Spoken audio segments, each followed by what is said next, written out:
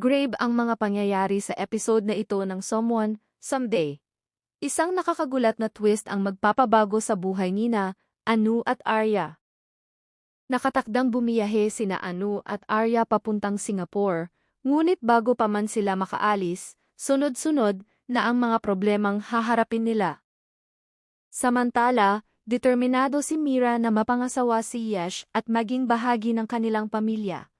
Ngunit hindi magiging madali ang kanyang plano dahil maraming hadlang ang darating. Lubos ang pag-aalala ni Arya at mahigpit niyang sinabi sa kanyang ina na huwag nang makipagkita kay Mira. Ngunit sa kabila nito, lihim pa ring pinapunta ng kanyang ina si Mira sa kanilang bahay. Bago dumating si Mira, tinawagan niya si Yash at hiniling na magkita sila ng palihim. Habang kausap ni Mira ang ina ni Arya tungkol sa kasal, hindi nila namalayang narinig pala ni Yash ang buong usapan. Bagamat nanahimik si Yash nung una, lalo siyang naguluhan nang udyukan siya ni Mansi. Sinabi nitong hindi kailanman papayagan ni Arya ang kasal nila ni Mira.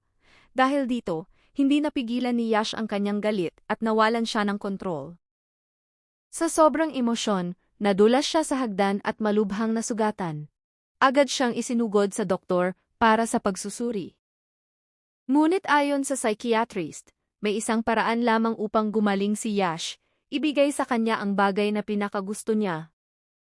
Dahil dito, nagulat ang lahat ng ipahayag ni Mira na handa na siyang pakasalan si Yash. Hindi makapaniwala si Arya sa narinig at agad niyang kinausap si Mira ng pribado. Kasabay nito, isang misteryosong sobre ang magdadala ng panibagong problema. Nang malaman ni Arya ang laman nito, napilitan siyang bumiyahe papuntang Singapore na siyang magsisimula ng panibagong kabanata ng kanilang kwento. Ano kaya ang naghihintay kina Arya at Anu sa Singapore? At totoo bang ikakasal na sina Mira at Yash? Abangan ang susunod na episode.